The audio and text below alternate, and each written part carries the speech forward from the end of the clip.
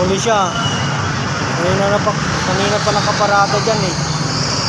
Nahuli siya ng enforcer ngayon. Ngayon gusto pa mabante.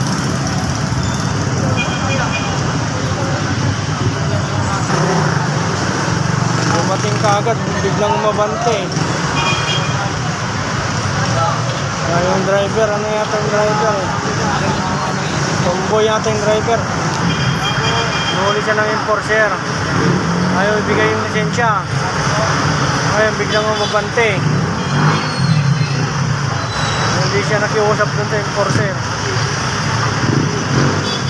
Ito na yung isang backup niya.